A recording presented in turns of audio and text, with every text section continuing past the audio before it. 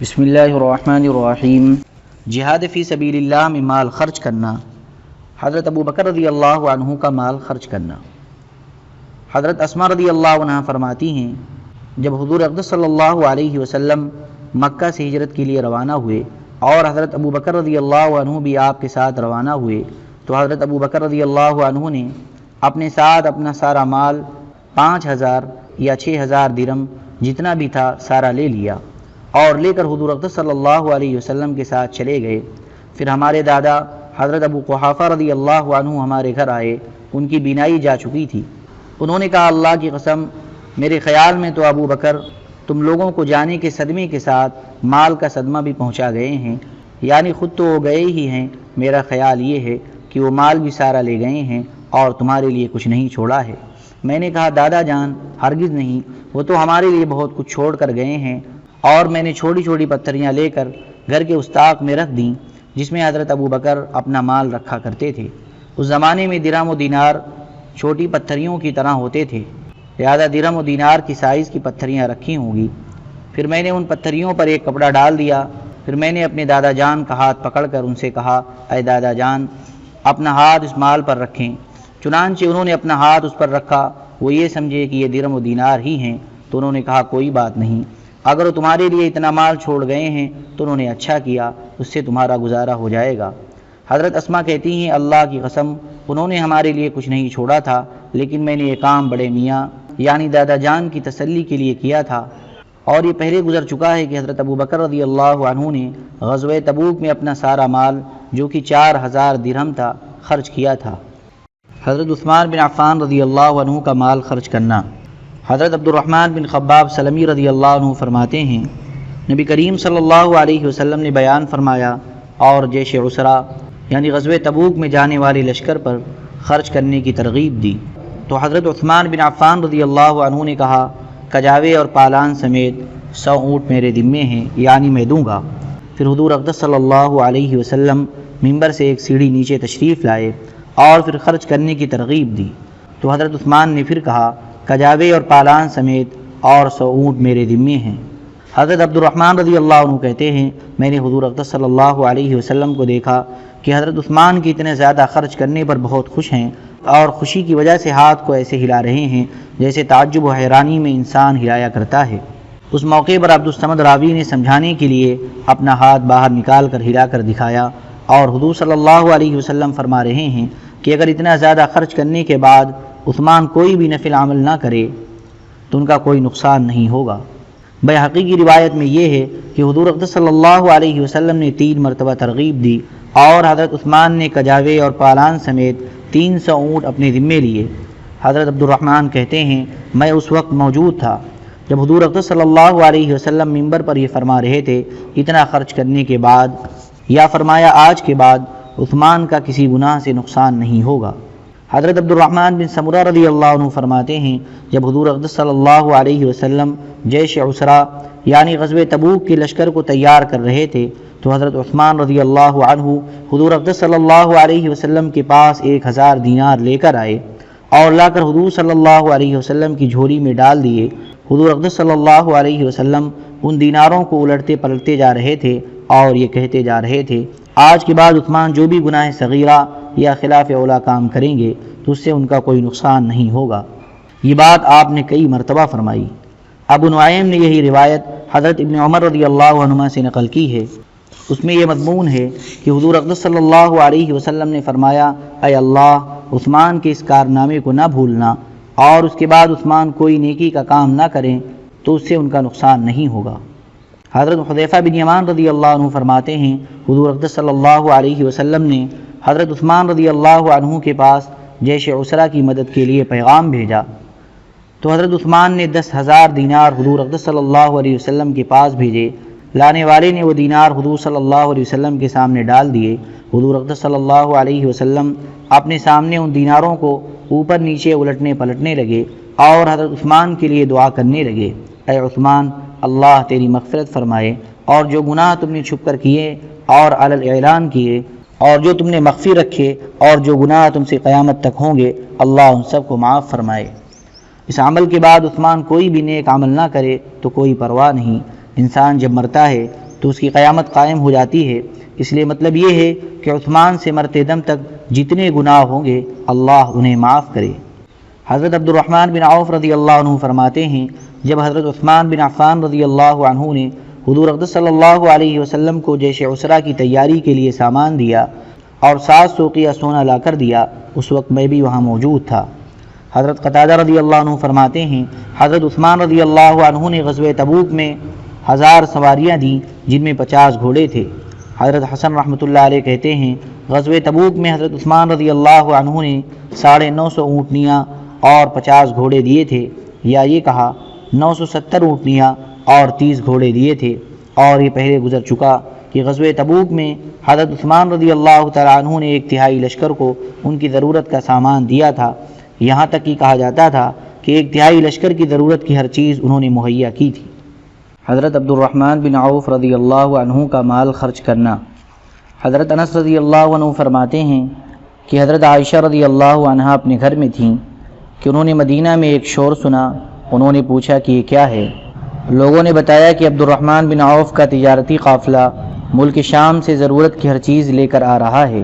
حضرت انس رضی اللہ عنہ فرماتے ہیں اس قافلے میں 700 اونٹ تھے اور سارا مدینہ اس شور کی آواز سے گونج اٹھا۔ اس پر حضرت عائشہ رضی اللہ عنہا نے فرمایا کہ میں نے حضور صلی اللہ علیہ وسلم کو یہ فرماتے ہوئے سنا ہے کہ میں نے دیکھا ہے کہ عبد الرحمن بن عوف گھٹنوں کے بل گھسٹتے ہوئے جنت میں داخل ہو رہے ہیں۔ یہ بات حضرت عبد الرحمن بن عوف رضی اللہ عنہ کو پہنچی تو انہوں نے کہا میں پوری کوشش کروں گا کہ میں جنت میں قدموں پر چل کر داخل ہوں، اور یہ کہہ کر اپنا سارا قافلہ ماں سارے سامان تجارت اور کجاووں کے اللہ کے راستے میں صدقہ کر دیا۔ حضرت زہری رحمۃ اللہ علیہ کہتے ہیں حضرت عبد الرحمن بن عوف رضی اللہ عنہ نے حضور اقدس صلی اللہ علیہ وسلم کے زمانے میں اپنا آدھا مال 4000 درہم اللہ کے راستے میں صدقہ کیے، پھر 40000 صدقہ کیے، پھر 40000 دینار صدقہ کیے، پھر 500 گھوڑے اللہ کے راستے میں دیے، پھر 1500 اونٹ اللہ کے راستے میں دیے۔ ان کا اکثر مال تجارت کے ذریعے کمایا ہوا تھا۔ حضرت زہری رحمۃ اللہ علیہ کہتے ہیں حضرت عبد الرحمن بن عوف رضی اللہ عنہ نے حضور اقدس صلی اللہ علیہ وسلم کے زمانے میں اپنا آدھا مال صدقہ کیا، پھر بعد میں 40000 دینار صدقہ کیے، پھر 500 گھوڑے اور 500 اونٹ صدقہ کیے۔ ان کا اکثر مال تجارت کے ذریعے کمایا ہوا تھا۔ حصہ اول صفحہ 335 پر یہ گزر چکا ہے کہ حضرت عبد الرحمن بن عوف رضی اللہ عنہ نے غزوہ تبوک میں 200 اوقیہ صدقہ کیے۔ حضرت حکیم بن حزام رضی اللہ عنہ کا مال خرچ کرنا۔ حضرت ابو حازم رحمۃ اللہ علیہ کہتے ہیں ہم نے مدینہ میں کسی کے بارے میں یہ نہیں سنا کہ اس نے حضرت حکیم بن حزام رضی اللہ عنہ سے زیادہ سواریاں اللہ کے راستے میں دی ہوں۔ ایک مرتبہ 2 دیہاتی آدمی مدینہ آ کر یہ سوال کرنے لگے کہ کون اللہ کے راستے میں سواری دے گا؟ لوگوں نے ان کو حضرت حکیم بن حزام کے بارے میں بتایا کہ وہ سواری کا انتظام کر دیں گے۔ وہ دونوں حضرت حکیم کے پاس ان کے گھر آئے۔ حضرت حکیم رضی اللہ عنہ نے ان دونوں سے پوچھا کہ وہ دونوں کیا چاہتے ہیں۔ جو وہ چاہتے تھے وہ انہوں نے حضرت حکیم رضی اللہ عنہ کو بتایا۔ حضرت حکیم رضی اللہ تعالی عنہ نے ان دونوں سے کہا تم جلدی نہ کرو، کچھ دیر ٹھہرے رہو، میں ابھی تم دونوں کے پاس باہر آتا ہوں۔ جب حضرت حکیم رضی اللہ عنہ باہر آئے تو حضرت حکیم رضی اللہ عنہ وہ کپڑا پہنے ہوئے تھے جو مصر سے لایا گیا تھا اور جال کی طرح پتلا اور سستا تھا، اور اس کی قیمت 4 درہم تھی۔ ہاتھ میں لاٹھی پکڑی ہوئی تھی اور ان کے ساتھ ان کے غلام بھی باہر آئے اور دونوں دیہاتیوں کو لے کر بازار کی طرف چل دیے۔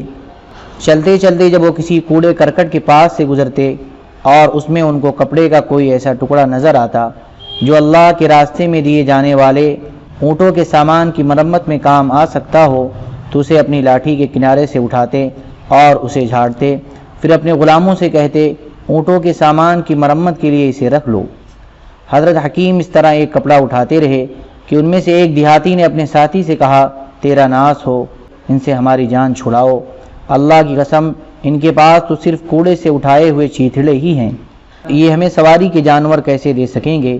اس کے ساتھی نے کہا ارے میاں جلدی نہ کرو، ابھی ذرا اور دیکھتے ہیں۔ پھر حضرت حکیم ان دونوں کو بازار لے گئے، وہاں انہیں 2 موٹی تازی خوب بڑی اور گابن اونٹنیاں نظر آئیں۔ انہوں نے ان دونوں کو خریدا اور ان کا سامان بھی خریدا، پھر اپنے غلاموں سے کہا جس سامان کی مرمت کی ضرورت ہو اس کی مرمت کپڑے کے ان ٹکڑوں سے کر لو۔ پھر دونوں اونٹنیوں پر کھانا، گندم اور چربی رکھ دی اور ان دونوں دیہاتیوں کو خرچہ بھی دیا، پھر ان کو وہ دونوں اونٹنیاں دے دیں۔ جب اتنا کچھ حضرت حکیم نے دیا تو ایک دیہاتی نے اپنے ساتھی سے کہا میں نے آج ان سے بہتر سخی کوئی کپڑے کے ٹکڑے اٹھانے والا نہیں دیکھا۔ حضرت حکیم بن حزام رضی اللہ عنہ نے اپنا گھر حضرت معاویہ رضی اللہ عنہ کے ہاتھ 60,000 میں بیچا۔ لوگوں نے حضرت حکیم سے کہا اللہ کی قسم حضرت معاویہ نے سستا خرید کر آپ کو قیمت میں نقصان پہنچایا ہے۔ حضرت حکیم نے کہا کوئی بات نہیں، اللہ کی قسم میں نے بھی یہ گھر زمان جاہلیت میں صرف ایک مشک شراب میں سستے داموں میں خریدا تھا، اس حساب سے مجھے تو بہت زیادہ قیمت مل گئی ہے۔ میں آپ لوگوں کو گواہ بناتا ہوں کہ اس کی ساری قیمت اللہ کے راستے میں، مسکینوں کی امداد میں اور غلاموں کے آزاد کرانے میں ہی خرچ ہوگی۔ اب بتاؤ کہ ہم دونوں میں سے کون گھاٹے میں رہا؟ اور ایک روایت میں یہ ہے کہ انہوں نے وہ گھر 1 لاکھ میں بیچا تھا۔ حضرت ابن عمر اور دیگر صحابہ کرام رضی اللہ عنہم کا مال خرچ کرنا۔ حضرت نافع رحمۃ اللہ علیہ کہتے ہیں کہ حضرت ابن عمر رضی اللہ عنہما نے اپنی ایک زمین 200 اونٹنیوں کے بدلے میں بیچی، پھر ان میں سے 100 اونٹنیاں اللہ کے راستے میں جانے والوں کو دے دیں اور ان کو اس بات کا پابند کیا کہ وہ لوگ وادی قرا سے گزرنے سے پہلے ان میں سے کوئی بھی اونٹنی نہ بیچیں۔ حصہ اول میں حضور اقدس صلی اللہ علیہ وسلم کے جہاد کی اور مال خرچ کرنے کی ترغیب دینے کے باب میں گزر چکا ہے کہ حضرت عمر بن خطاب رضی اللہ تعالیٰ عنہ نے غزوہ تبوک کے موقع پر 100 اوقیہ یعنی 4000 درہم دیے اور حضرت عاصم بن عدی رضی اللہ عنہ نے 90 وسق تقریباً 550 من کھجور دی، اور حضرت عباس، حضرت طلحہ، حضرت سعد بن عبادہ اور حضرت محمد بن مسلمہ رضی اللہ عنہم نے حضور اقدس صلی اللہ علیہ وسلم کو بہت زیادہ مال لا کر دیا۔ اور حصہ اول صفحہ 392 پر گزر چکا ہے کہ ایک صحابی نے ایک اونٹنی اللہ کے راستے میں دی تھی، اور حضرت قیس بن صلاح انصاری رضی اللہ تعالی عنہ نے جہاد میں بہت سا مال خرچ کیا تھا۔ اللهم صل على سيدنا وعلى آل سيدنا وحبيبنا ومحبوبنا ومولانا محمد وبارك وسلم سبحان ربك رب العزة عما يصفون وسلام على المرسلين والحمد لله رب العالمين۔